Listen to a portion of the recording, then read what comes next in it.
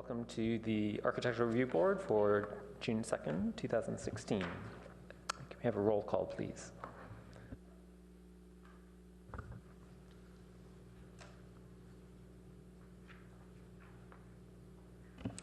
Chair Liu. Here. Vice Chair.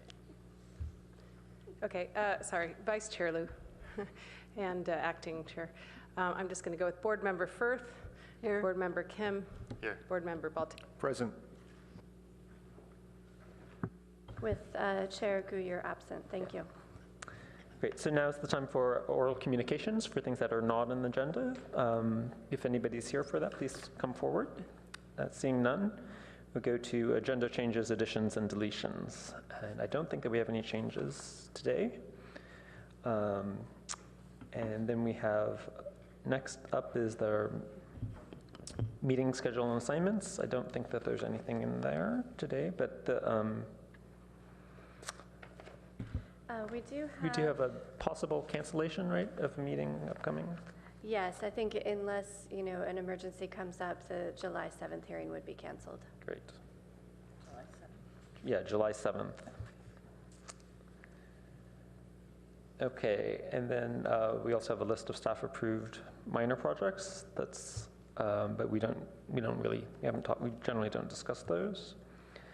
And then we have our action items for today, which is item number 3, 799 Embarcadero Road, request for preliminary architectural review of concept plans for a 2-story, 6,500 square foot replacement fire station building proposed at Fire Station, Palo Alto Fire Station number 3, located at the northwest corner of Embarcadero Road and Newell Road at the southeasterly edge of Rinconada Park on an 18.2 acre city-owned property zoned public facility.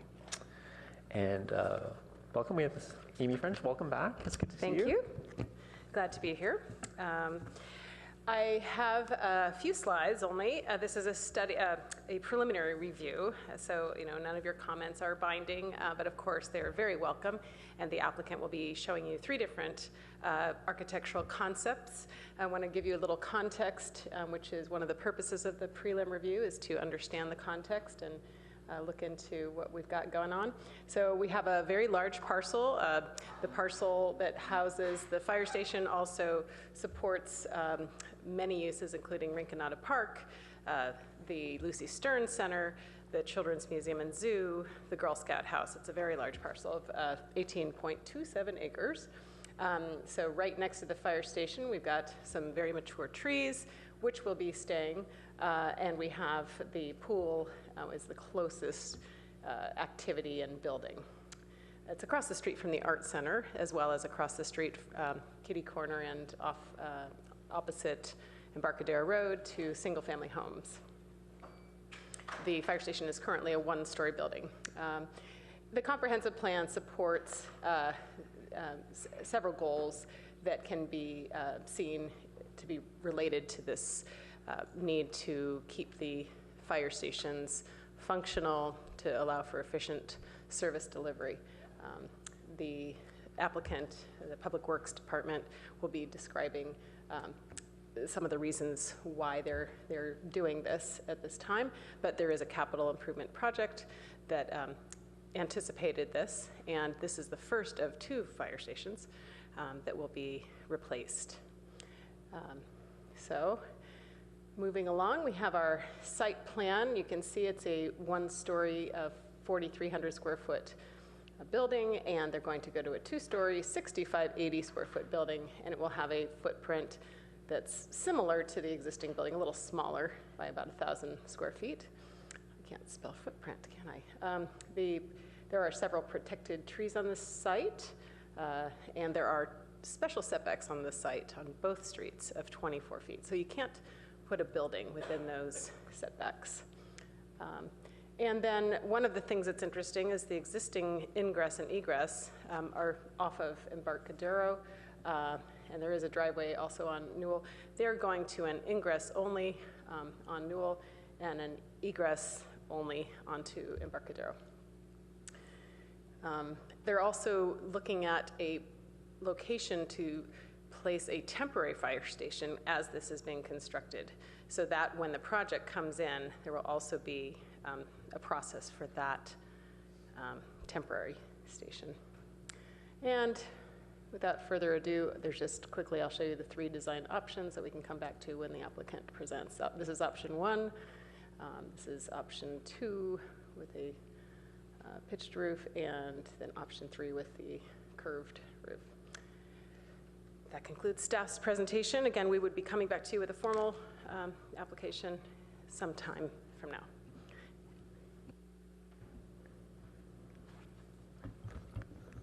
Welcome. Good morning, Chair Liu, members of the board. My name is Matt Roschke, Senior Engineer with Public Works Engineering Services Division, and I'm here to introduce our architectural firm, Shaw Kawasaki Architects. I have Alan Kawasaki and his team here today to present their proposed ideas for the site. And Amy, we do have a PowerPoint to support. So if Alan would join me up here, he may.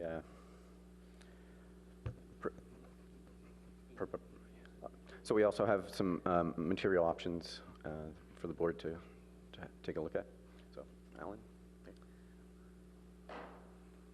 Some materials which relate to the images we'll be showing you. So I'm Alan Kawasaki from Shaw Kawasaki Architects, and I'm joined by Fred Metzger from my office and Chen Tsai.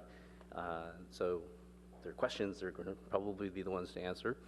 But just to back up a little bit, the impetus of the whole fire station program was because of the seismic conditions with existing stations.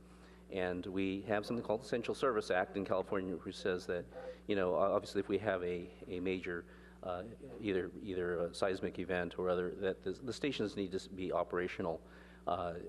So your replacement is really to bring these stations up to that standard. There's some other things that we're wanting to address as well. For instance, that now apparatus are much larger. So the apparatus, if you were to go into the station right now, you would see that they just barely, I mean, within inches they fit. But that doesn't give you proper circulation to get around the engine, to get into the engine, et cetera. So sizes of apparatus. There are also a number of other things. NFPA has safety issues that we need to address for the firefighters. And there are also modern day issues of, you know, gender. We have changes now where we have a lot of females in the stations. And we do need to have ADA access, particularly for the public. So these things will also be addressed and updated as we go. So, easier to use this? Okay. In the context, and I think you have these packets, but you note that in the context, there's, you know, we are part of a park, right? And within that park, there are buildings, and certainly we want to relate to that. And so the images that we'll be showing you proposals, some of the options relate more to the park, and others relate more to the residential district, because we're also across the street down Newell, for instance, there are residences in both Mediterranean style, but also in what I would call, you know, craftsman type style, which are prevalent here in Palo Alto. And so looking at the site materials, we see that even the civic buildings that are there, both the art museum as well as the library, do have pitched forms. So that also, those I'm sure were done to give some nod to the residential character of that area. But they're done in mid-century modern, and of materials that also we wanted to relate to, and particularly on the lower right-hand corner, and we're passing around. Terracotta is, of course, found in the library, and I know we all went through a big effort to make sure that we retained that character. And then there's a beautiful screen that is sort of gray. Yeah, so those are some of the materials. And just this sort of shows the existing site plan on the left, or the front of the building, and then the new footprint of the new building. And you can see they're relatively in the same position. And there are several reasons for that. One is we didn't want to necessarily change the ingress or egress, the curb cuts. And also, we need to preserve there are three very large specimen. There's two oaks, California oaks, and then there's a redwood. Of course, we all see that on the corner, with that big flagpole. So those need to be retained. And so pretty much it means to circulate through and put our building, we have to almost put the building back where it was. Except, as I mentioned, with the larger apparatus, and we are now, instead of currently at the station, it's a back-in station. So from Embarcadero, they actually back into the station, and that, today we don't do that. It's a hazard, you know, there are accidents that occurred. So today what we want to have is drive-through stations, much safer. So our proposal is to come in on Newell, which is currently the curb cut for the firemen, they park their cars in the back. But now we will not only use that for their parking, but also for the apparatus to gain access to the site. And then they will continue to exit off of Embarcadero as they currently are. So with that, then where we start is, again, this is Comparison left, and then on the right, the left is the existing station, on right is the new station. We have to have, the minimum normal is 55 feet from the back curb to turn an engine into the apparatus bay. We don't really have much room on the site, so we're doing it in 52, but we actually increase the width of the doors a little bit. So the apparatus is still turning slightly even as it enters the apparatus bay, but it will be fully perpendicular, fully rectilinear to the site by the time it is within the building. So that's a constraint, and as I mentioned, ADA. So what we did is, if you know that the current entry to the firehouse, the entry, the public entry entrance is on the same driveway as the exiting. Again, that's a safety hazard. So apparatus need to get out quick, and what we did was we separated, and now there's an ADA parking stall, and the entrance are located off of Newell rather than off of Embarcadero. So that's a change. The apparatus are located relatively on the same site location as current, and then most of the living quarters are really on the second floor. So in order to get approximately 50% more area, that is building area, we really went up in order to do that.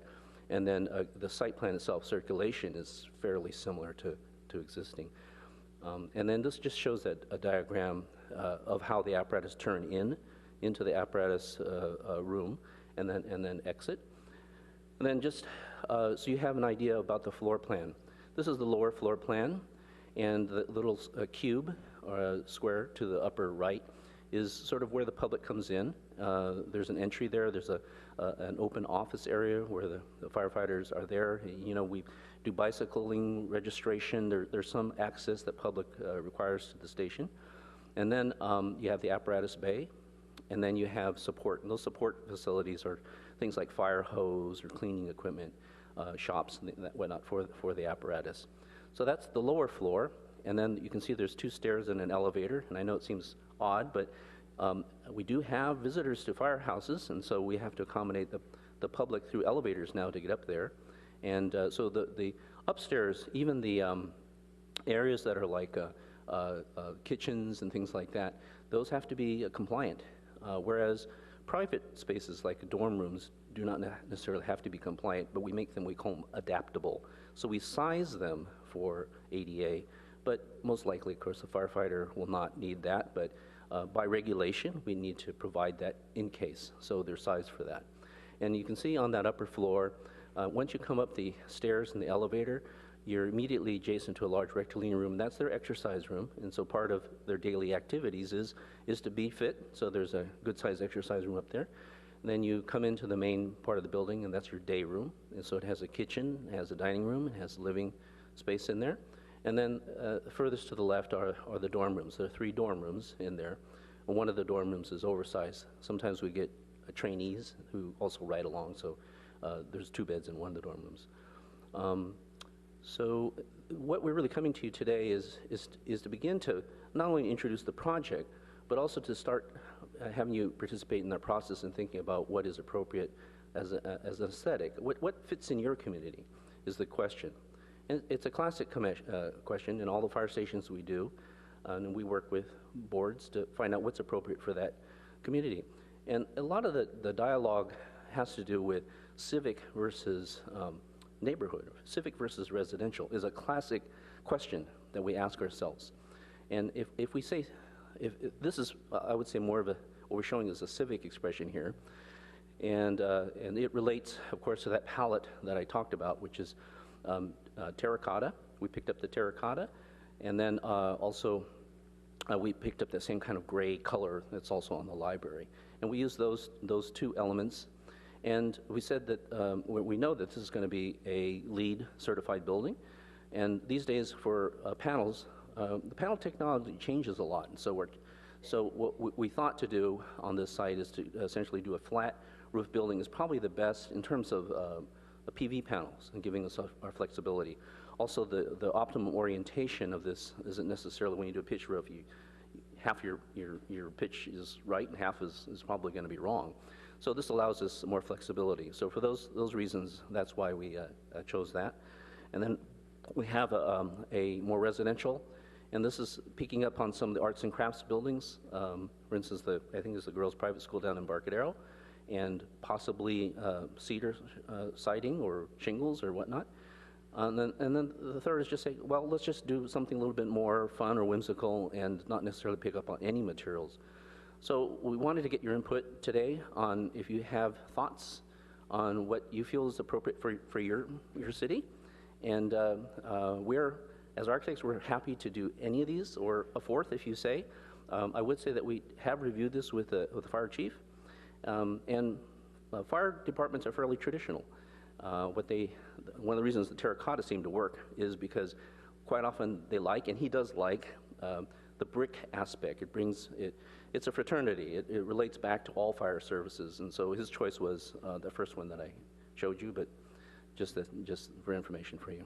So with that, I guess we would love to hear what your opinions are. Thank you. Could you just do one thing for me? I think you used up most of your 10 minutes that we usually allot, but could you explain how you got to the 3 choices and how you are looking at the 3 choices at the moment?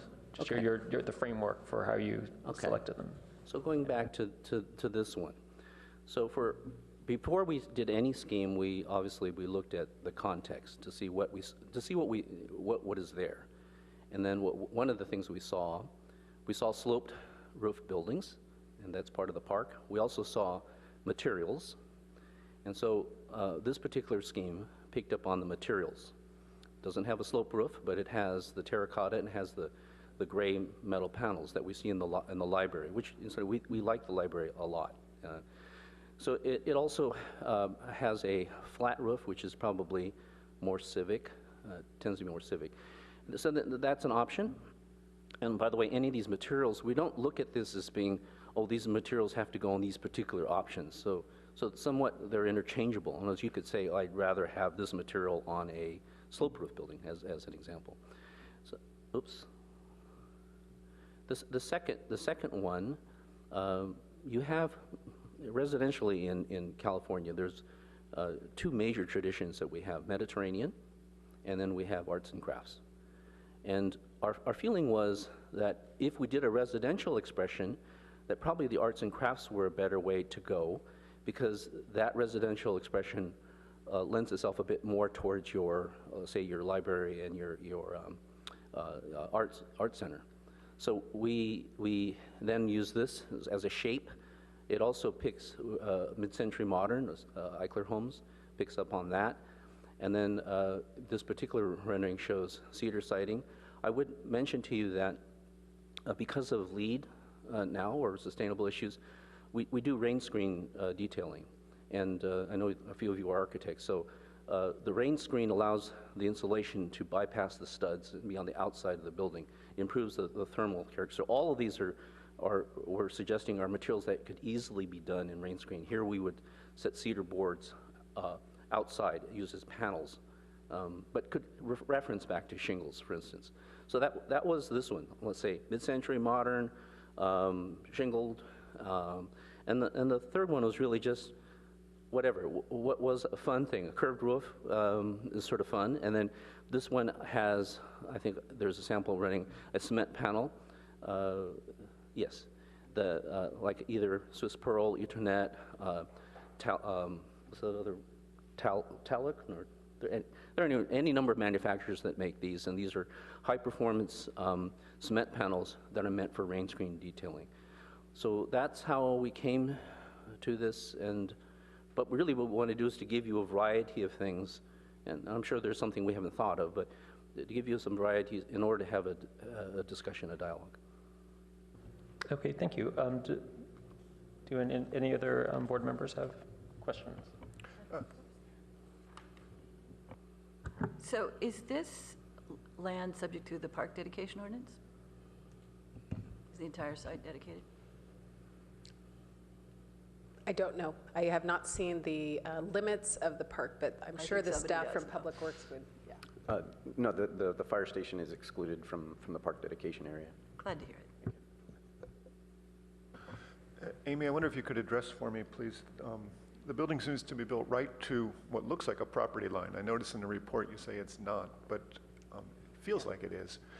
How do you go about justifying 30 feet or 25 feet right against that boundary line? Yeah, there is no property line. The property is near or over 18 acres. That includes all of Lucy Stern, et cetera. This is kind of similar to the lease lines over at Stanford. We have, a big property that's owned by the city. It's got one parcel number. There may be, lease lines. I have not had this conversation with the Public Works staff, but, we're in charge of all that, the city. We own everything. So if there are, there's no leasing to ourselves, so I don't think there is a lease line there, the equivalent of a lease line. So hypothetically, if it were a private party coming with this, would the city be requiring them to have some form of setback?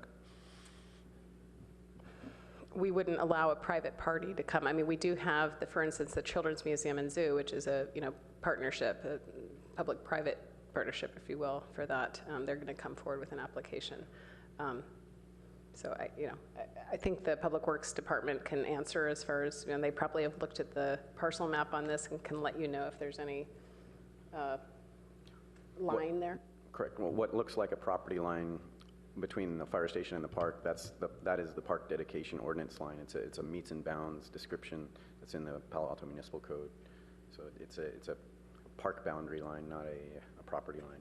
So I'll rephrase the question once more. It seems that would the planning department support building up to this kind of a boundary line without any setback? Yes, there is daylight no plane need for a requirement? setback to a park boundary line. Okay, thank you.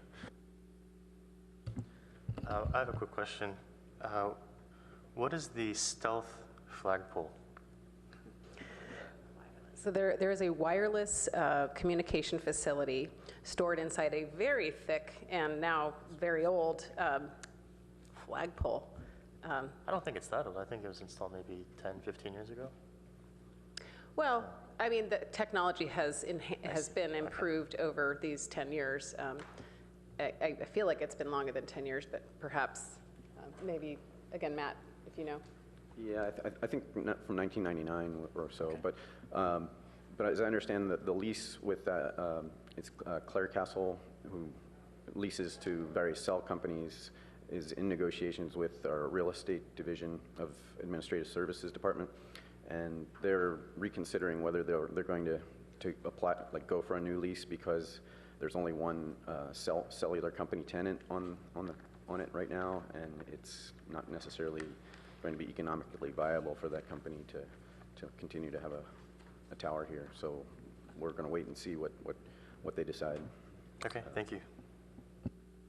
I might add, we did leave an area for them. If they did decide to stay within the site, we would not recommend putting them in the front, but in the back parking lot in a corner. Let me see if I can show you in the site plan. But so the upper left-hand corner, you can see kind of a square. It's an area that we can't use for parking, and so that's an area reserved if they do decide to come on the site. So maybe tagging on to that then, I did read that the flagpole itself would be relocated. Is there a thought of location for the flagpole? Yes, there is a flagpole location shown. It's kind of hard to see here, but there's it's at the front. There?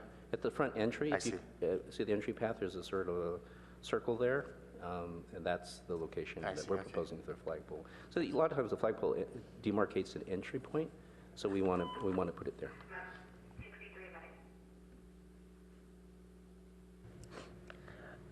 I have a question for you. So I did notice that on looking at some like satellite photos, that there's like 2 sets of overhead lines, like one near Newell, but it seems like there's a higher one along that park dedication line. And I was wondering if that triggered if there were any like easements or anything like that for that other set. It looks like it was going to the power station at the corner. There's the substation, right, Yeah. that's inboard. I didn't see anything going over our property line except for along Newell.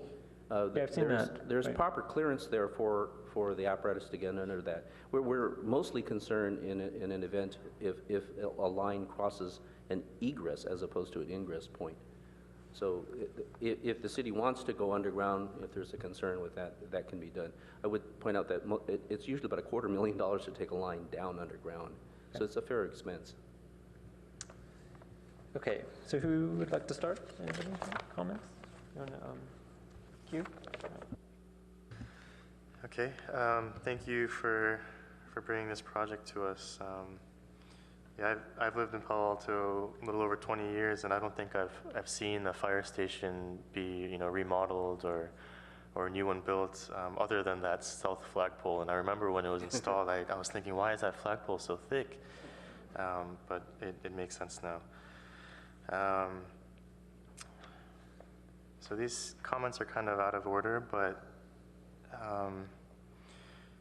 there was some mentioning about a temporary fire station while this will be under construction. Has there been any thought or consideration put into what neighborhood that would go into, what kind of a site? That was one question that I had. And then also, one of the concerns that I have about the construction of a new fire station is actually the pedestrian traffic at certain times of day. Other than Walter Hayes, I know there's a fair amount of Jordan bicyclers and pedestrians. Even this morning on my way to this meeting, that becomes a very active intersection, and I have some concerns with if there's construction to be held there, how we can have all that occur safely. So that's another comment. You had talked about the 55 feet that's preferred for the ingress into the fire station. To me, it looks like there's room to do that without actually crossing into the parking. And so that was a question that I had. And then also looking at the site plan at the same time, I noticed that you did have a right turn arrow from Newell into the egress, but I would think that there'd also be a left turn arrow in from Newell into the egress as well. And then also if that 52 or 55 feet becomes a possible concern, is there any way to widen the bay so that instead of single bay doors, that it could become like a double wide door?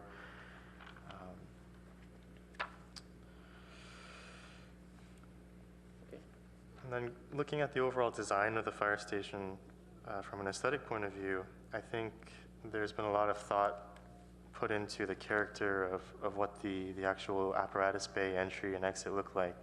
But I think there could be a little bit more thought put into the pedestrian entry and exit. I know that what the majority of the public sees is really where the fire truck is parked and where they're going to exit. But I think you did mention quite a bit in your presentation the pedestrian access point of it, and people bringing their bikes or children coming in for a tour. And I think maybe it's intentional, but for me, when I pass by a fire station, I have a hard time figuring out where people would enter. And again, maybe that's intentional. It's not meant to be kind of a visible portion of it, but it was just kind of a thought that I had in my head as I was listening to the presentation and looking at the 3 schemes. Turning to the 3 schemes, I think my preference would be for the cedar siding, but I don't know that the roof excites me all that much. I know where it comes from. It's a very recognizable form, but I almost think maybe just a single sloping roof as opposed to a pitched roof like that, or a gable roof like that may be a little bit more appropriate. The arched roof, I'm not so much against, but I'm just thinking, where does that arch come from? Do we have residences in the neighborhood that have an arched roof as such? I appreciated the fact that you brought up the fire chief's preference for that option 1.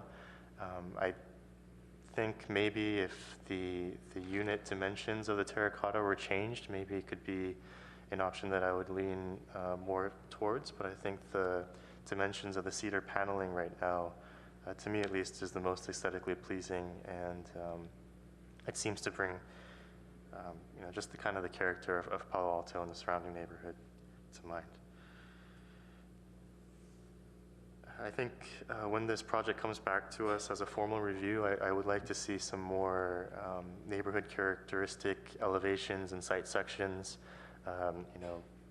seeing maybe that whole Embarcadero elevation with part of the park and the fire station and the new art center sign that's supposed to go up on the opposite corner and part of the art center, and then maybe some site sections cut through Embarcadero so that we can see some of the residences on the other side of the street as well.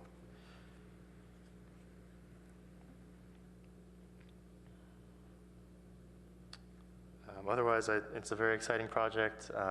It's more towards my part of town, and so it's a building that I definitely pass by a lot. I'm looking forward to seeing an upgraded station and something a little bit more contemporary and something that really fits in with Palo Alto. I think the station, as you said in the report, is 68 years old. It's outdated as it is, and I think the city deserves a station that they can be proud of and a station that will service the city to today's code. Thank you. Wynn? Thank you, and thank you for the presentation.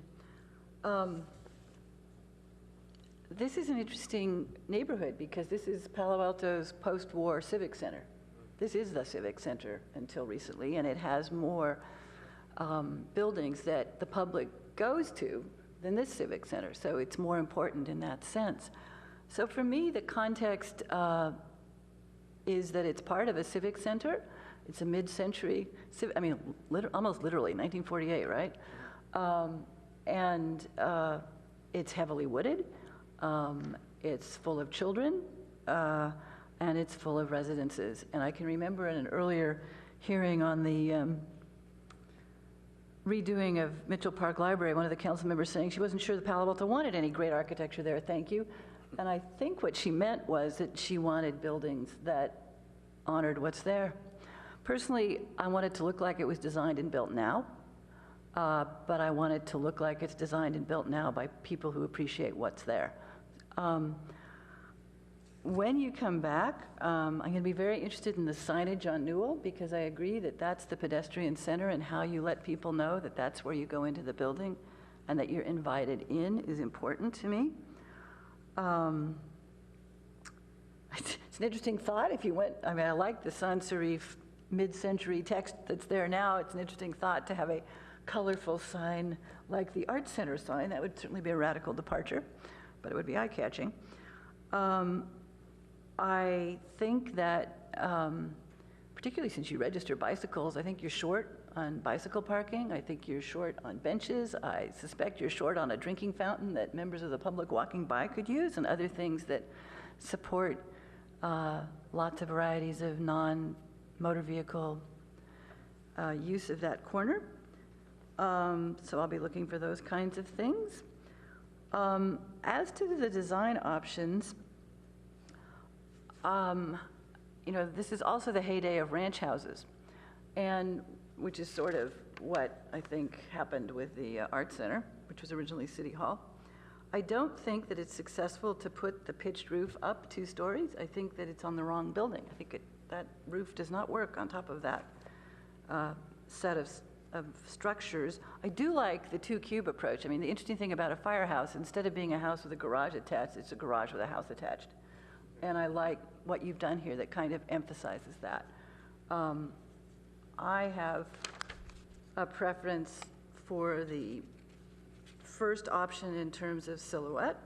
I don't have any definite conclusions about the materials, except that I think they need to be good ones. ones that look like we care about civic investment and that they're high quality and they don't look like we were short of budget, even if we always are, which tends to make me not like the concrete panels, but you might be able to persuade me otherwise.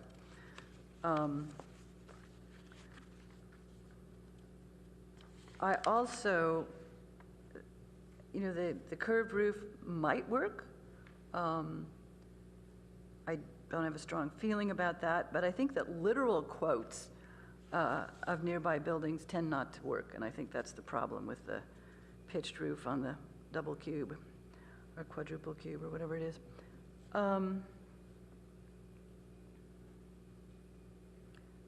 I think we have a lot of freedom here in the sense that we're entirely surrounded by public property and we're surrounded by really big trees. So my usual complaint that when a building goes up, you shift what's dominant isn't true here. I think you have a good site and the site layout does seem to work, and I think it's charming that your dormitories consist of 2 singles and a double. It's pretty fancy.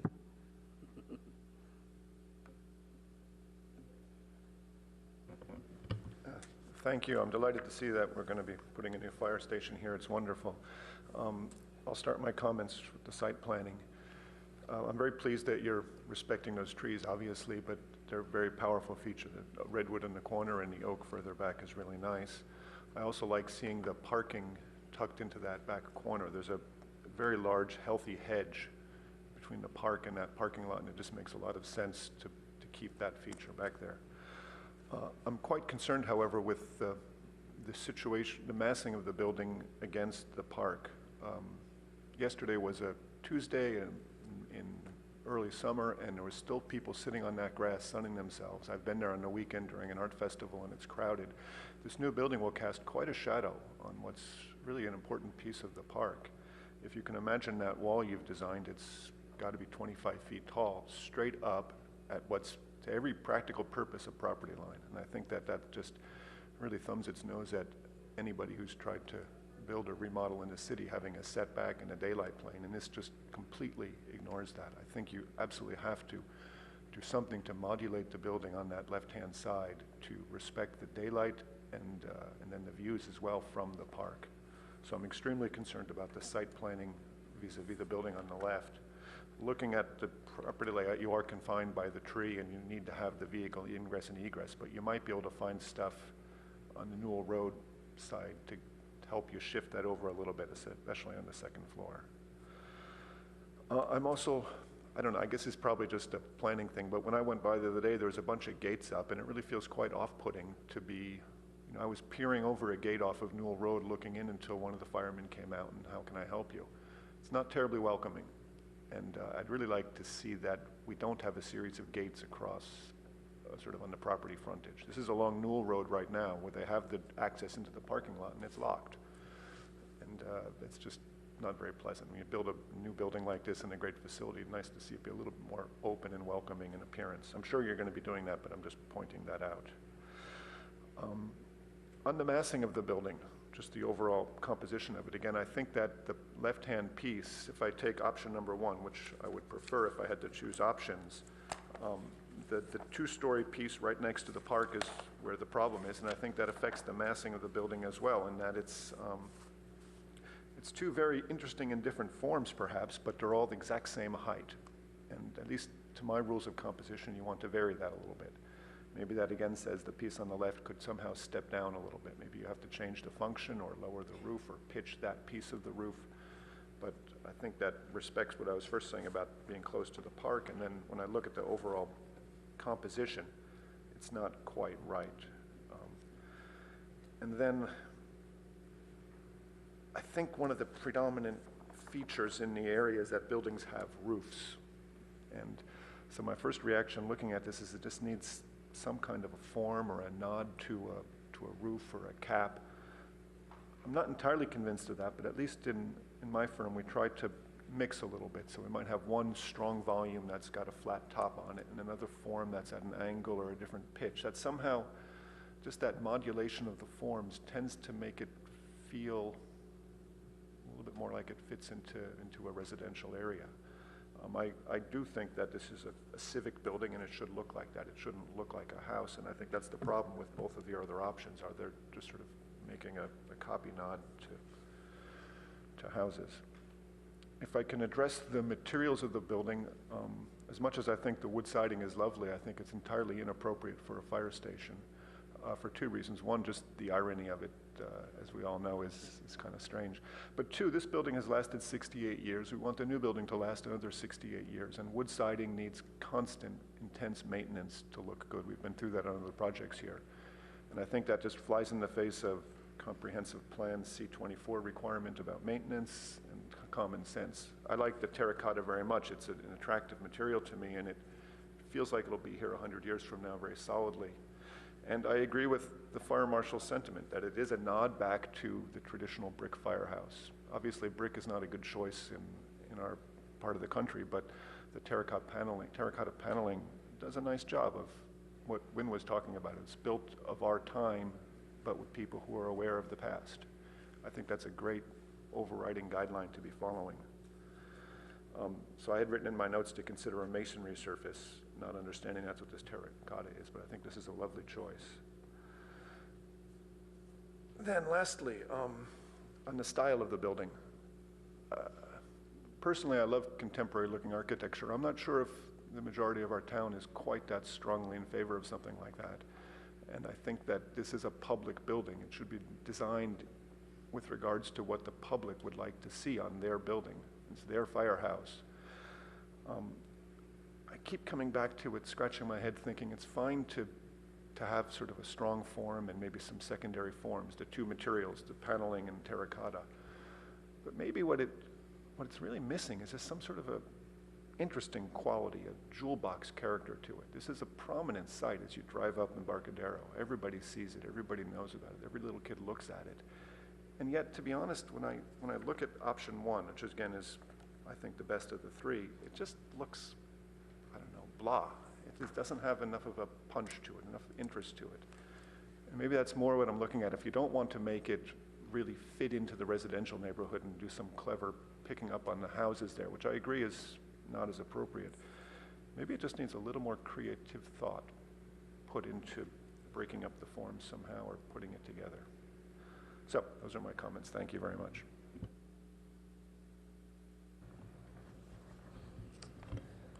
Okay, so interesting comments today. I think I'm sort of in agreement with most of the comments today. I had a couple of sort of big picture thoughts as well. What is the landscape idea for the project? So it could be like a fire station in the park, or it could just be a fire station separate from the park. It could be more people-friendly. So like there are lots of students that go by there and, going to Jordan, and they queue at the corner. But there isn't really enough space for them, and nothing ever happens there because it's sort of unfriendly people space. And then also like across the street at the art center, there's a huge lawn and nobody's ever there. I mean, we've tried putting art out there to engage the public, and that's helped a little bit. But it seems like a waste. You have to have this beautiful civic center area and then really no activity happening in there. Lots of activity in the park itself, but it doesn't really spread out down Newell at all. So it seems like that's a possible place for making something happen. I think also the other question I had was the nature of like the lawn in front of the existing lawn in front of the fire station. So I think I understand from Public Works on other projects, or maybe as Parks and Rec, that's, I think, like city policy to have lawns or like relatively low maintenance for the city to take care of. It seems like it's an opportunity to try to do something different, more drought tolerant there. And then also in that sort of that same vein is that same question I think that Peter had, which is, what does the fire station look like from the park side? and so the fences and just that perimeter edge. So right now it's mostly fence and hedges, and it's tried to minimize the fire station. It seems like when you go up 2 stories and put it right on the edge of the boundary line, then you're actually sort of forcing yourself to make a architectural statement too, because you can't screen all of that out, at least not initially. So yeah, it's like the fence solid, or is it permeable? Is it hidden by hedges, or we can make that, like all of the fences could be part of the architecture. You know, it's like stepping down the architecture and integrating the walls into the building. So I'm looking for something like that going forward as well.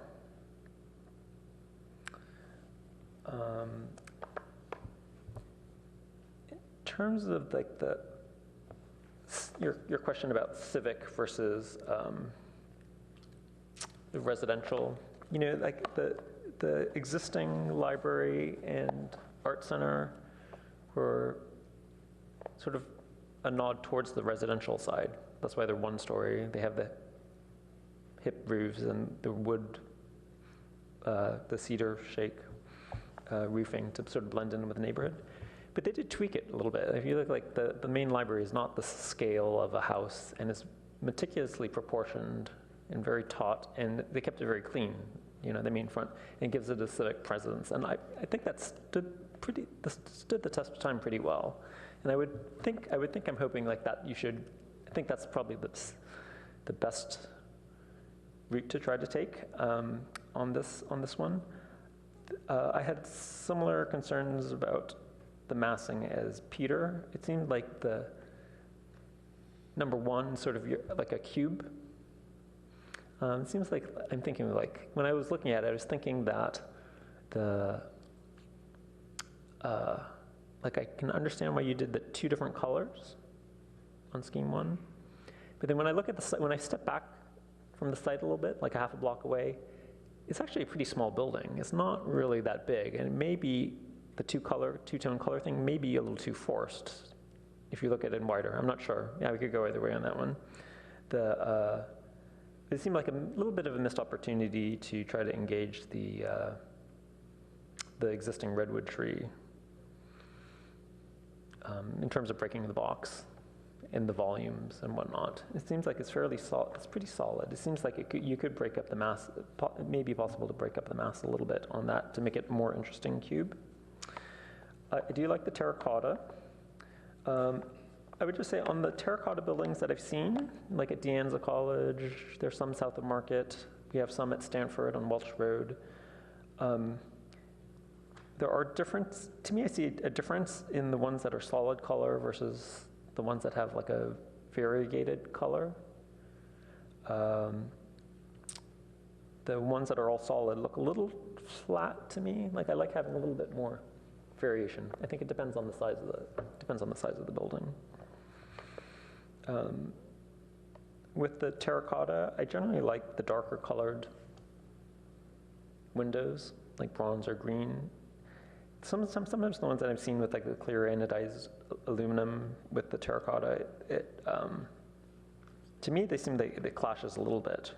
So that's just a personal preference.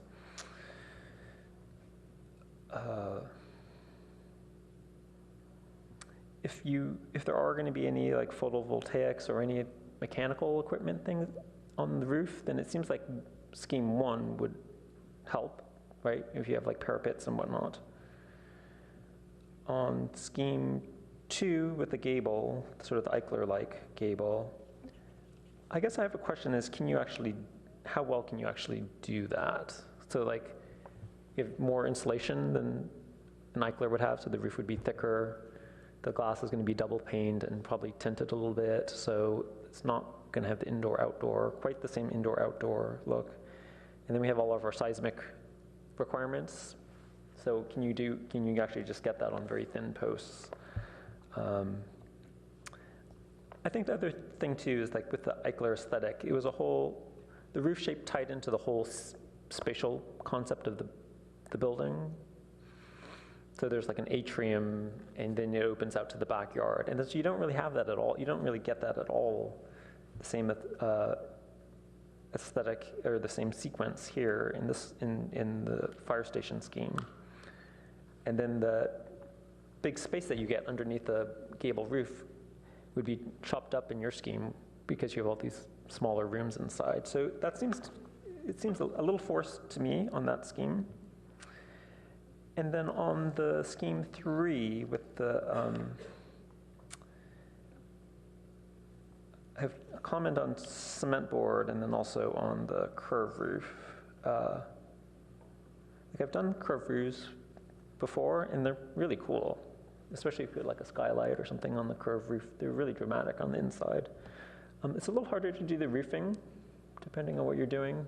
I don't know exactly what you're doing, but like you can get one-piece custom curved things depending on the size of the truck. It seems like you have fewer. I would say you might have fewer options for that in terms of materials.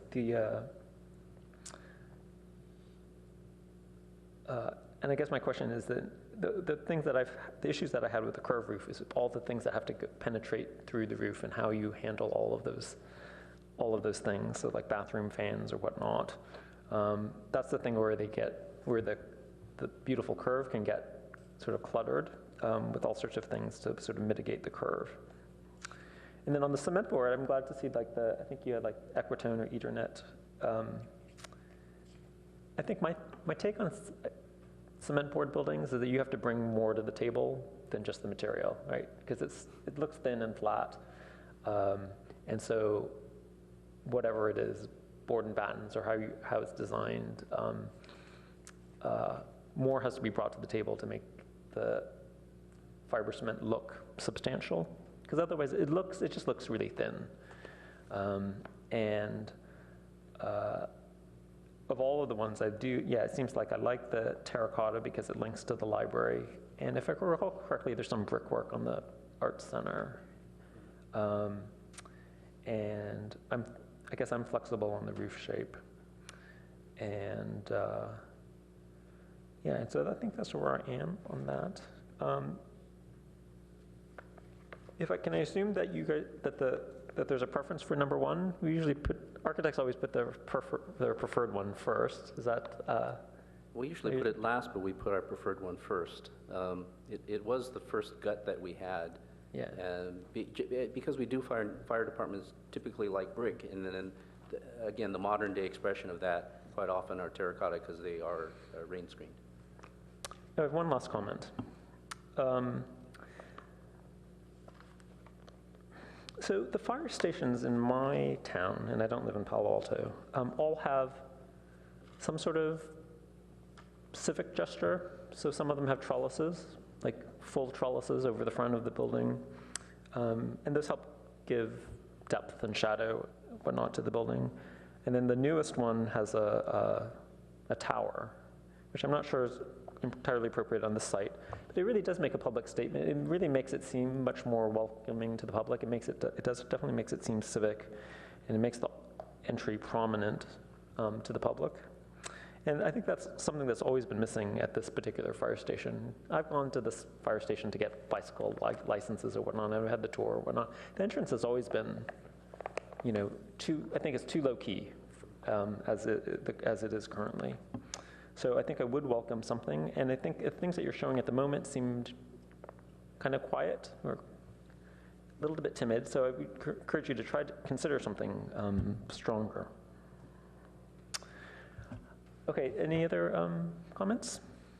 I'd just like to reiterate, if I could, Q's comment that it'd be really great to see renderings of the building, both from Embarcadero and the park, but also from along Newell. I made a note in my comments here as you're coming from, say, the library, walking along Newell, there's a beautiful live oak tree, one of the nicest I can remember, and you'll see under the branches of that, you'll see this building. If you could prepare that rendering for us and hopefully think about that as you're designing.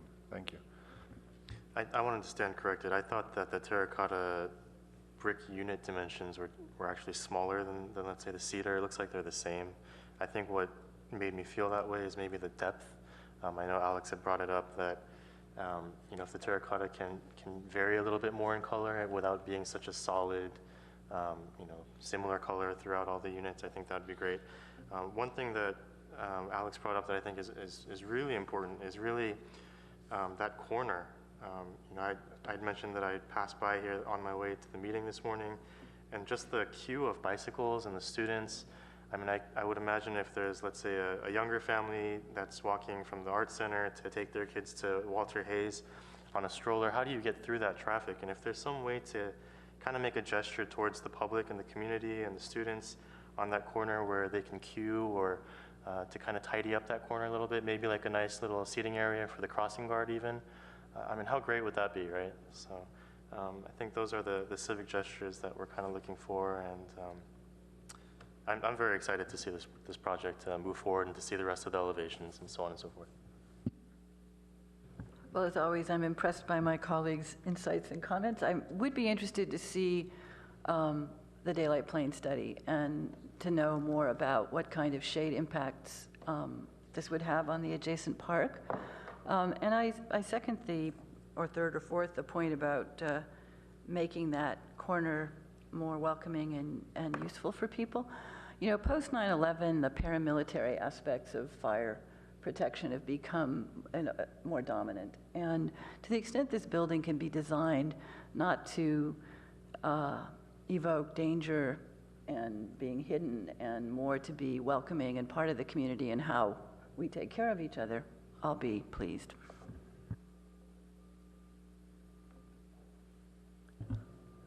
One last comment, I promise. I did want to point out that in our draft comprehensive plan update, there is a mention about a shadow ordinance on public parks.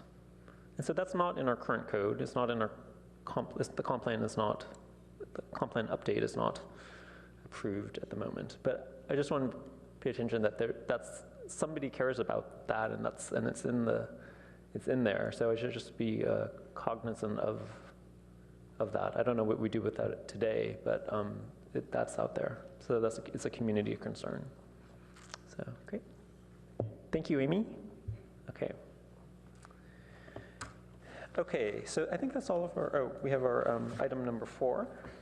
Yes, okay. Which is the comprehensive plan update, a request for approval of Architectural Review Board subcommittee comments as formal ARB comments for the comp plan update draft EIR. And I think, are we waiting? We're going to wait for Elena, possibly, or? Elena is coming down in just a minute. Okay. She does have another meeting, I believe, at 10, though, unfortunately. So if you had any comments for her early in the process would be wonderful. But I think these are mostly, the ARB's comments that will be sent to the director. So I think we don't have a staff presentation necessarily. Right, yeah, okay. So, should we wait, or should we start? Okay. And again, this was before the board previously, and then board member Firth wanted to delve into it a little deeper, right? And so the board formed a subcommittee to discuss this. And Wynn and I met once about this, and we've been doing some emailing back and forth, but we didn't have a lot of time to put something comprehensive together between both of us. But so Wynn, do you want to Sure. outline your thoughts? Yeah, these, what we tried to focus on was comments that related to what we do as the ARB. And so comments that relate to site-specific or site-adjacent aspects of development that we think might be cumulatively significant and how they might be addressed. So we're very proud to get it down to 2 sides of one sheet, but there were a number of points. The first one had to do with the fact that we see a lot of site redevelopment and our concern that we don't have adequate tools to evaluate, particularly the environmental aspects of that. The second one is related to this notion of redevelopment, which is that there can lead to a loss of, I said aesthetic because that's the CEQA term, but loss of street character, things like prevalence or absence of landscaping, rhythms of different buildings, light and air, getting to the streets and sidewalks as each site gets developed to its maximum zoning potential. So we suggested that perhaps they needed to think about block by block or frontage by frontage analysis. Third point had to do with reduction of landscaping that happens with the intensification of development, particularly when you add to that subterranean garden parking, which can turn all the landscaping into container gardening, and the related phenomenon that we just saw in this application today, which is when you go from 1 story to 2 or more, you change the relationship of landscaping volume to building volume in a way that both probably is literally environmentally unfortunate, perhaps makes things hotter, less comfortable, and it also destroys the city's characteristic look of a city masquerading as a suburb. We talked about the increased use of glass walls, which can create problems of glare, excessive illumination, heat gain, and then a related problem, which perhaps the second part of this is really more to do with us and the EIR, which is that where we do have glass, which is supposed to let you look into residential spaces and therefore making sidewalks more likely, it can be so dark in an effort to achieve LEED standards or even just meet the state efficiency requirements that you can't actually see in.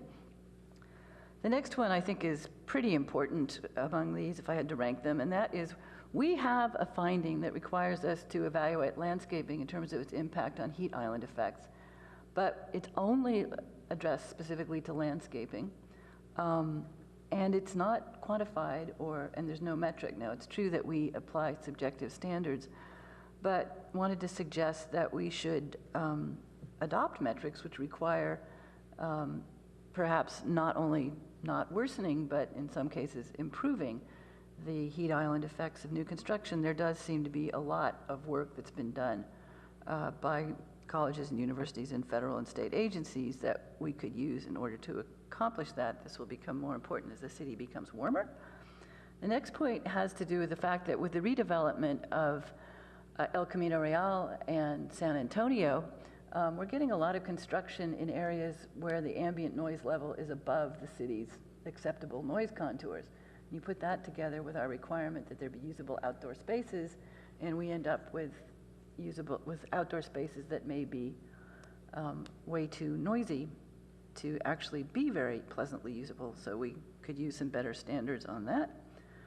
The next one is about the multimodal use of sidewalks, and after reading the paper yesterday, I realized we didn't talk about, electric bikes and scooters and all the other last mile technologies that people might want to use to get places.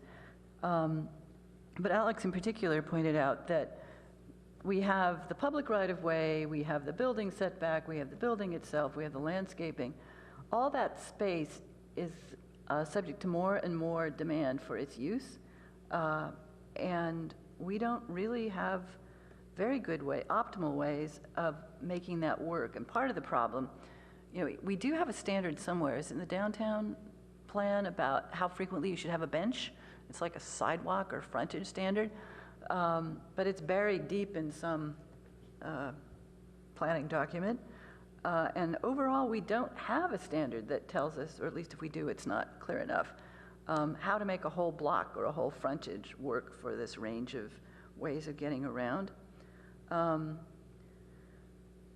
We suggested there's a need to revise standards for on-site bicycle parking so that it's more likely to both accommodate existing demand and encourage additional demand. We do have a bike study that sort of punts on that issue, but all of us who walk and bicycle around the town know that there's lots of shortages of such space. And so this leads to the final recommendation, which is that part of an EIR is a mitigation and monitoring program to see whether your mitigation measures do what they're supposed to do. And I think it would be very helpful to us and to others if we had a really good matrix that identifies all the applicable standards for each parcel in town. It doesn't actually have to be a GIS, but at least so that we have an effective, uniform, comprehensive checklist that lets applicants, staff, and us be aware of the numerous and sometimes competing standards that have already been adopted and that we're supposed to be applying, not to mention the new ones that the revised comp plan might do. So Alex, I'm sure, has additions and deletions.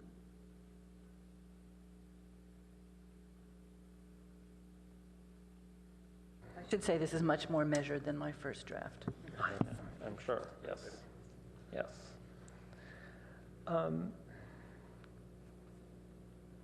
Yeah, you know, I think my general take on this is that, like, I think I understand all your concerns and I don't disagree with them. And I think that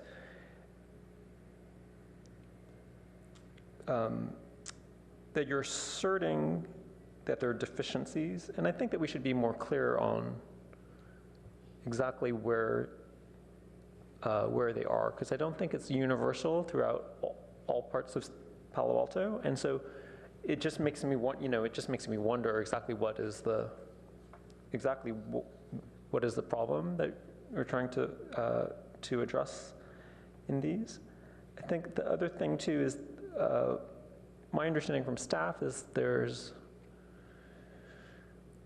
CEQA doesn't require review of parking, right? And so would that not extend to like bike parking? CEQA doesn't, excuse me, this is the city's document. CEQA doesn't require it. That doesn't mean the city can't elect to do it. Does that make sense? Okay, that's fine. Correct.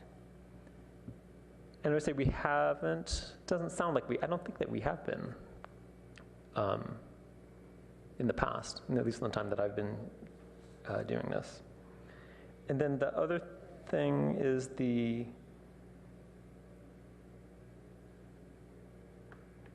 I think my recollection is that that the Planning Commission has, I mean, they've been working with this for a long time, and I think that some of these things probably have been discussed before. Say, I'm thinking like some of the stuff for like downtown, and like you're thinking about like maximum build out of downtown. I mean, I recall reading discussions about this, so I would want to, I'm thinking maybe that we should try to have a discussion maybe with the subcommittee of the PCC before this goes out. I know there's not much time, but I think that would be worthwhile, because I think that they've been debating a lot of these items. And then I think the other comment that I had was on the sidewalks and standards for bicycle parking. Again, I think, yeah, I mean, I think that my take on it is I would want some sort of feedback from the pedestrian and bicycle committee as well, because I think some of the things that you're saying seem to differ from our bicycle report, which isn't that old. Yeah, and then and if there are, it seems to me the one that sort of jumped out at me though on the bike parking was that we have reduced parking ratios, right, downtown in Cal Ave. And then that sort of translates to bike parking as well. And that I don't understand the rationale for that, but maybe that's not correct. So that I think there's a theory that if you put all these different uses together, you have potential for sharing parking spaces for cars. But it's not clear to me that translates to bicycles at all. So maybe that there could easily be something there.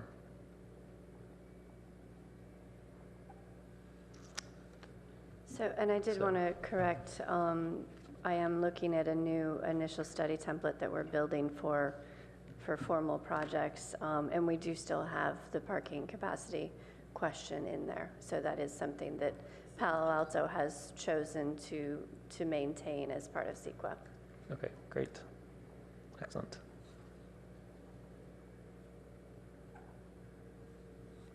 So,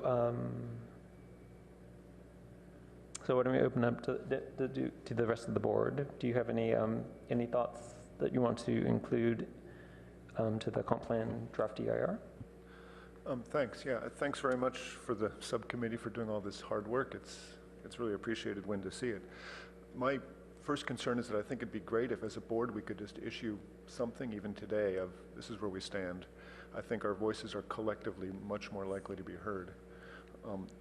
To that effect, then I've gone through Wynn's memo here, and a couple of things I don't think belong here, but most of them I think are fine. If I could just start from the top and say the first bullet point here is the reuse of buildings, basically. If you just called it reuse first, we're looking at the comp plan to suggest considering reuse of buildings before you assume you're going to tear them down. It's an easy bullet point, could easily be in the comp plan, and at least I support that concept.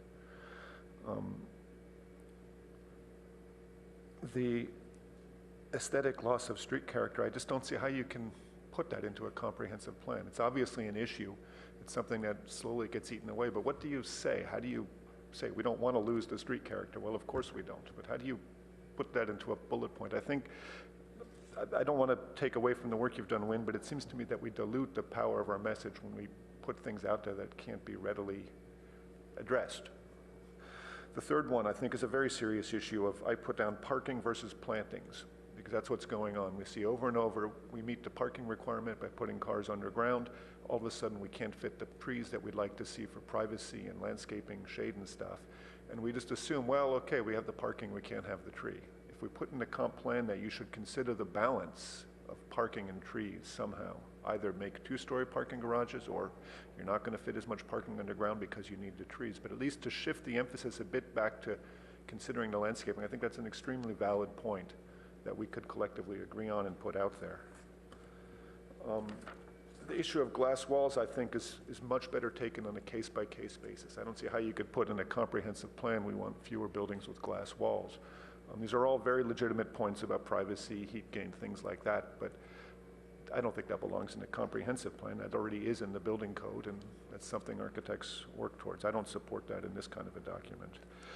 Heat island effects, sure, it's an issue. The city is already working on it. It doesn't hurt to say, consider heat island effects and see where that goes. Same thing with ambient noise levels. I would say consider noise levels for outdoor spaces. It's something that I think should be considered. It's easily part of a comprehensive plan. New development should consider noise levels at outdoor spaces. It's pretty easy to do that. The next two, multimodal uses of sidewalks and standards for bicycle parking, are very important. I'm not sure if that's a comprehensive plan thing or if it's more a code type thing, but maybe my colleagues could help figure out a way to bullet point those a little bit better. I think they're both important issues. I'm just not quite sure how you put them into a document like this. And the last one, the comprehensive matrix, again, I think it's a great idea. I do a lot of work in Palo Alto and many other towns around here, and Palo Alto is one of the better places as far as having a reasonably comprehensive collection of the rules already. I fear that you tend to overwork staff when you put out such a difficult bureaucratic thing, however. I don't support that being in this document, just as a practical measure. And again, it doesn't seem, a comprehensive plan is a long-term setting of goals, not a matter of bureaucracy towards it. So those are my opinions of which ones of these we should be able to keep, but if we can all agree on it, it'd be great to just vote and put it off to the people doing this. Q? Yeah, I just wanted to express my thanks for the subcommittee and putting this together and making it so concise. You know, I had a very hard time going over the first review of the comprehensive plan, and even this is hard to completely wrap my head around, but I'm very appreciative of this, and I really didn't have too many comments. I can agree with pretty much the whole thing. I think the one that I had was the glass walls. I agree with Peter that that may be better addressed case by case, and I think glass to me has just become very trendy. I don't know if that's going to be a long-term issue, and I don't know how we could address that as a comprehensive plan. But the other one was the heat island effect. I think LEED would cover that, and so I don't know if I mean, I don't think we have to take it out necessarily of our comprehensive plan, but I think there are some other measures in place that do try to quantify that to a certain extent. And maybe it's something just as a board that we can bring up in future project reviews if they are going for LEED accreditation and asking how their heat island effect has been quantified. Other than that, I think it looks good, and I trust your guys' review, and I would support the document even as is, but even with the certain things that are up for debate and taking out. I think I'm in support of this. Thank you. Yes, please. So, thank you. I'll tell you how we and I approach this, which is, this is comments on an environmental impact report and a draft EIR. So this is a place to raise issues and ask for analysis. It's not intended to direct results. I mean, the analytics may be, the result of the analysis may be to say there's no problem. And nor is this intended to identify specific comprehensive plan policies. I would disagree about the ability of a comprehensive plan to address issues such as, street rhythms or aesthetics. I mean, it's a tiered document. It has big statements of values, and then it has implementing measures. It has policies, and it has implementing measures, and even something as vague as the downtown of Palo Alto shall be vibrant, but not at the expense of residential neighborhoods, ultimately filters down to specific policy decisions. And so I think it is useful to raise issues about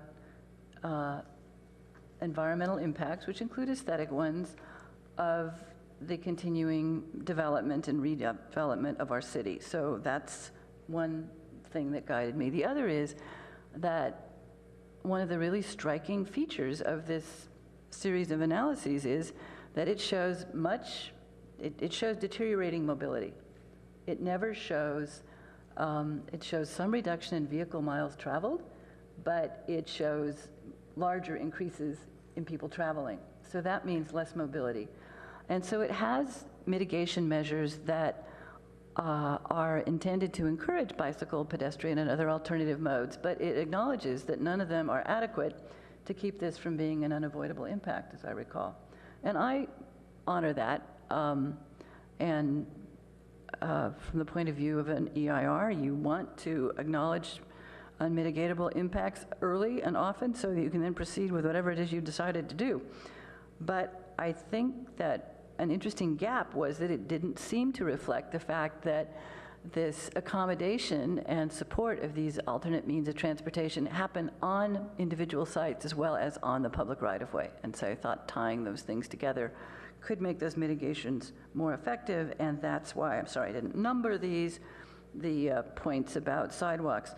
And I certainly didn't intend to imply by making these comments that other people haven't thought about it. You don't have to be the first one in on a comment, but certainly if it helps to change the language to talk about the possibility of revising standards rather than the need. I generally tried to say consider mitigation measures, consider this or that, but we can all try to find out if we have any common support. That said, if you were to take out the one about glass walls, I'd support this as it is, and we can go forward. So the glass wall one was mine, and then my thought, and I don't think it's a problem at the moment, generally. I think the ARB has been able to make changes to projects to make those to make it better. I think my initial thought about that was that the draft EIR says that the ARB, or I think it says that the city codes will solve any glare issues. But when I looked actually at the actual language of the codes, and it varies, and the design guidelines, I find it all over the map and very uneven and not, not very robust. And so that's where my thinking was. And there are cities that put it in the performance code. It's not about the use of glass, it's glare and highly reflective surfaces. So it's in there with lighting. So say we have lighting, maximum lighting and illumination standards, it's usually in that section. So it's not necessarily an architectural thing about the facade itself. It's just about glare. And I don't think it's a problem here at the moment.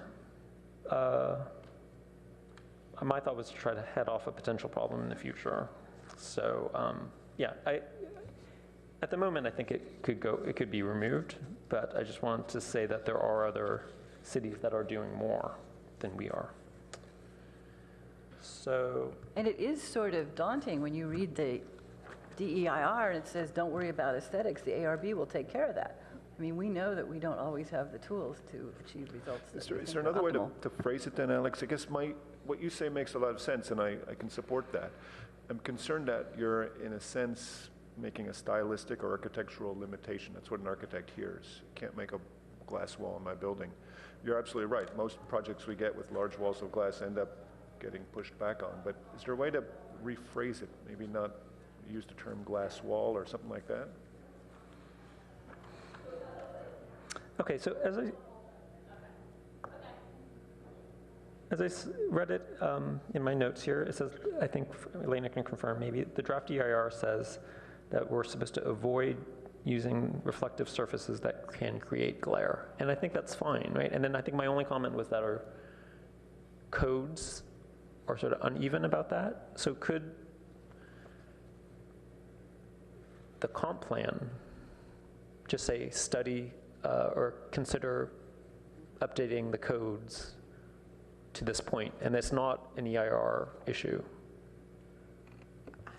Yes, we can certainly do that. Right now, this process has been a little different than most general plan updates. We are, exactly. Yeah, so your the intent for this options. EIR was to provide the big box of Right. possibilities. And so right now, the CAC and staff, along with the commission and council and everyone else, will be working on the elements. So one of the issues that you brought up was basically landscaping versus parking. That's exactly one of the issues that we are working right now with the CAC on how to make sure that the comp plan is going to include that kind of language. So we can certainly do that with glare and any other aesthetic type of related items.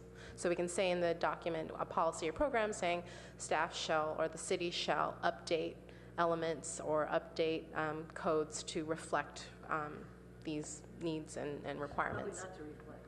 Well, yeah, not the best choice of words. Okay, so If you just change the term glass walls instead, say highly reflective walls.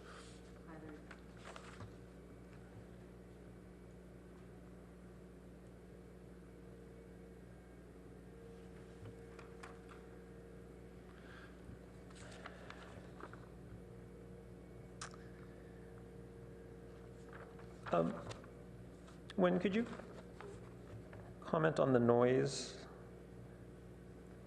Well, issue? I'm not sure I completely understood it. When I first read your letter, I thought you were thinking about traffic, and then you were mentioning El Camino and San Antonio construction noise. no. If you look at the noise contours map of the city, we have areas of the city where the ambient noise is higher than we consider appropriate for residential uses in particular. And we've seen several projects which have had outdoor space, and at the same time, we require usable outdoor space for residential units, and we require usable space, for workers and whatever, people coming. We have a commercial requirement too. And when I've asked on a couple of these projects about the noise level in these outdoor spaces, the answer has not been satisfactory. It hasn't said, we've measured it and it's okay. I can think of 2 incidences of this. And I think that does a disservice to future residents. I mean, maybe it's going to be all wonderful with quiet electric cars, but it isn't yet, and I suspect it won't be for some years yet.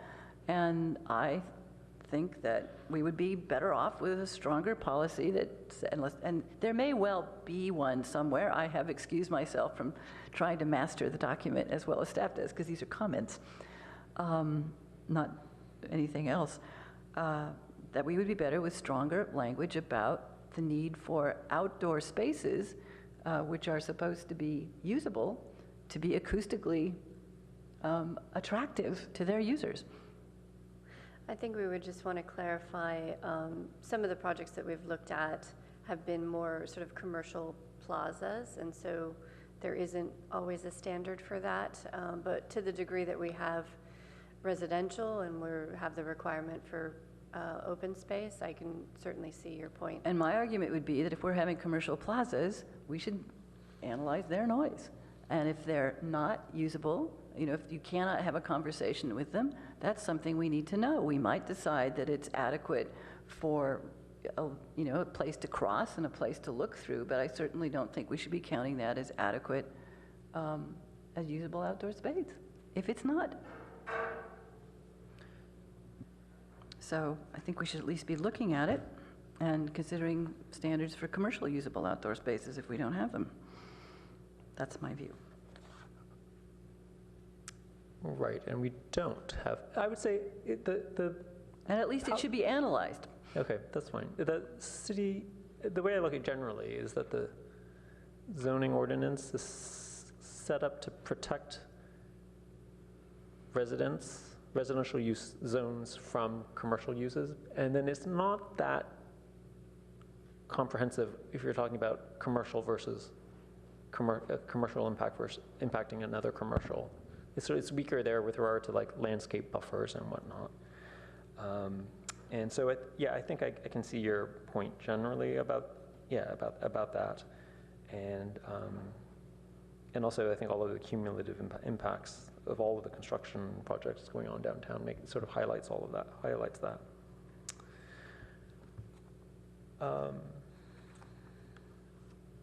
Okay, so we're trying to work together. So you're thinking, Peter, you were trying to Well, if we could change that one term there. glass walls to highly reflective walls, I can make a motion to send this on as our statement. The one that I had, my biggest question mark, which I had sent to Wynn to, was the aesthetic loss of street character. So this is the second bullet point. And I think my comment to her was like, oh, there's a lot there. And I don't disagree with the concern. It's just I don't, I don't know, a comment where do we punts, go? it says, Yeah. we think this is a concern. Can you figure out how to address it? If they Yeah. can't, they can't. I think my thought is that it's,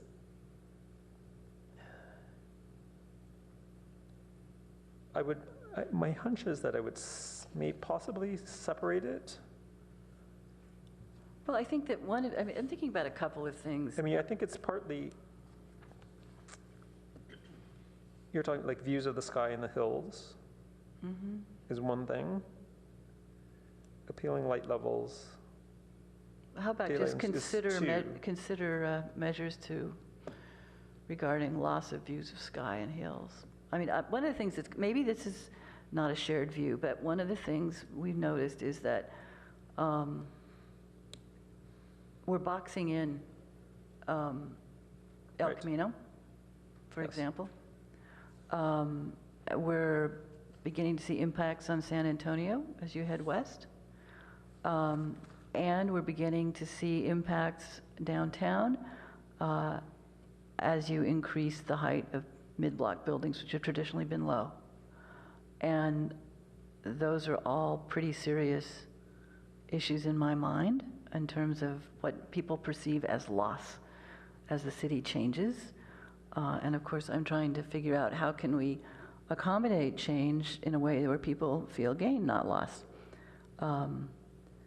So one way of thinking about this is perhaps there are more scenic vistas that we need to identify, that would be useful to identify.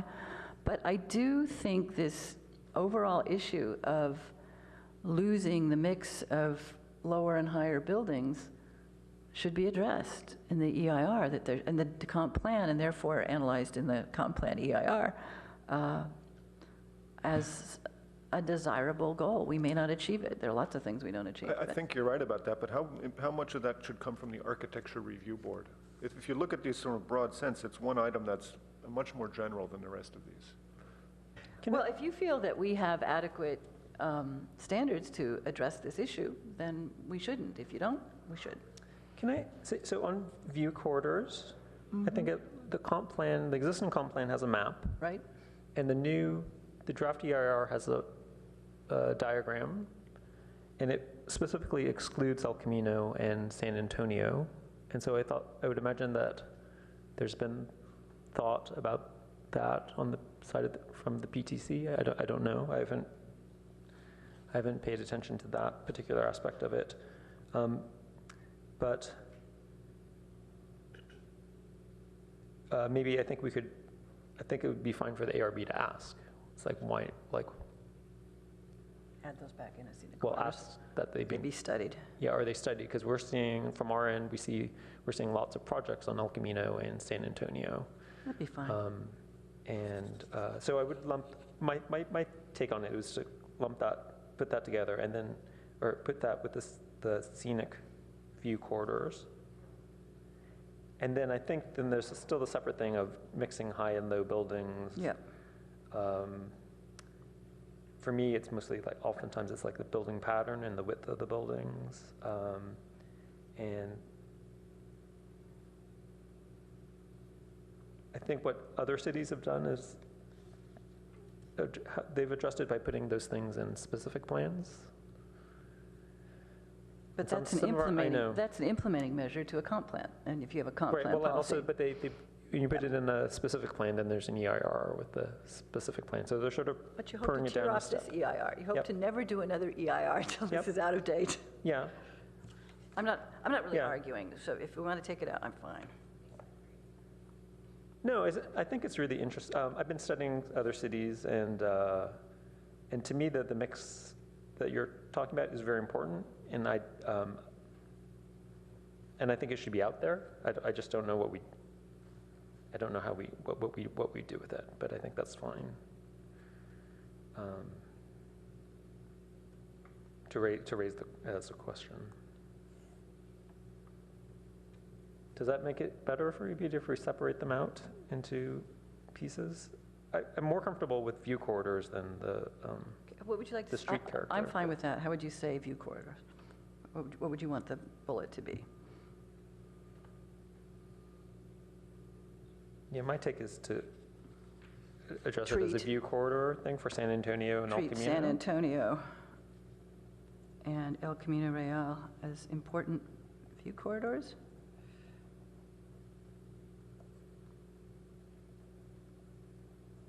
So if we just made it, treat San Antonio and El Camino Real as important view corridors, then I think that gives the staff scope to look at whatever aspect of it they'd like. And so then are you dropping out the other aspects of rhythm? That would depend on my colleagues. It'd be a separate bullet point if we left it in. At this point, I'm going to defer to the subcommittee's recommendation. I say drop it. I would argue that our code already has it in there, in the context-based criteria. And then I think the thing is that the context-based criteria is not in every zone. So it's a complicated one. So if a new building comes in on University and it's in the middle of the block and it can go up to 35 feet and that, or what's the height limit, more or less? 50. So it goes up to 50 feet and that closes off the entire block. You think we have standards to not do that? It's within the purview of architectural review to do something about it if it's really a problem. Okay, great. I see it that way very much so. Okay, fine. Height limit is a maximum limit, not an absolute Okay, guarantee. fine. All right, then I'm happy to let it go. Okay. And I would also suggest, so we changed the increase of glass walls to highly reflective surfaces, is that what you said? I think I said highly reflective walls, but Hi- whatever you guys. Highly Yeah, reflective yeah. walls instead of glass walls, so I changed that highly reflective. And then on the bike standards, how about the possible need to revise standards? Just insert possible after that in the next to the last bullet, and then we'll, that would be good.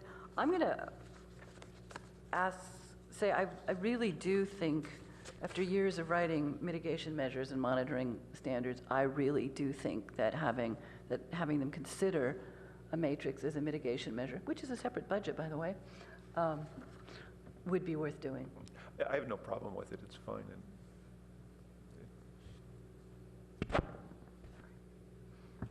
Okay, so does staff want us to edit this and then send you a revised copy? Yes, it would be good to edit it. We probably just need a motion just to, verify that this is coming from the entire The board. entire board, okay. I'd like to make a motion then, that we ask Wynn to make the corrections to this document that we've been talking about, and then send that forward to the Director of Planning and Community Department as the comments from the Architecture Board as a whole.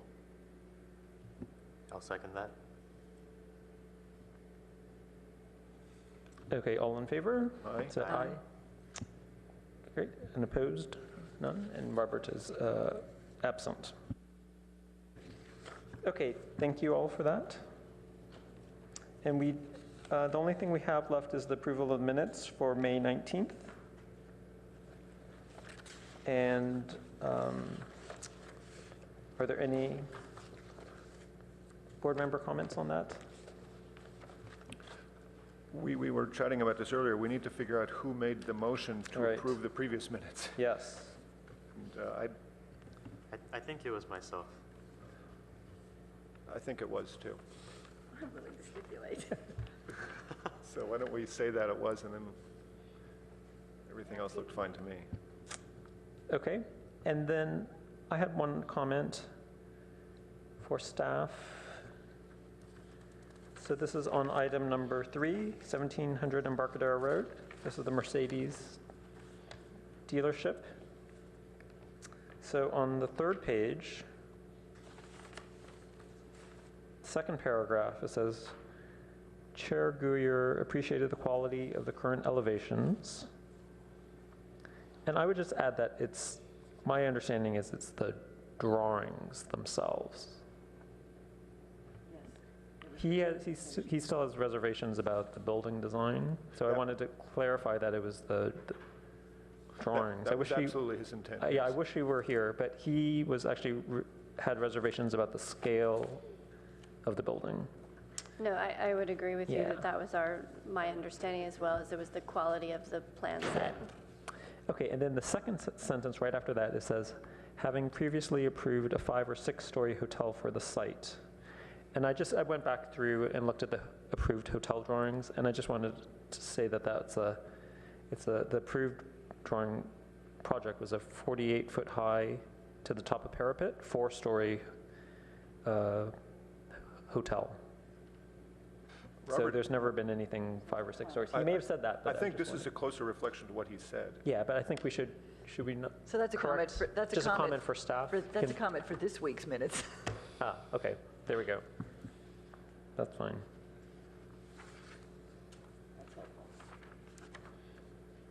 Okay, so I will make a motion that we approve the minutes as corrected. Second. Okay, all in favor? Aye? Okay, that's it, thank you.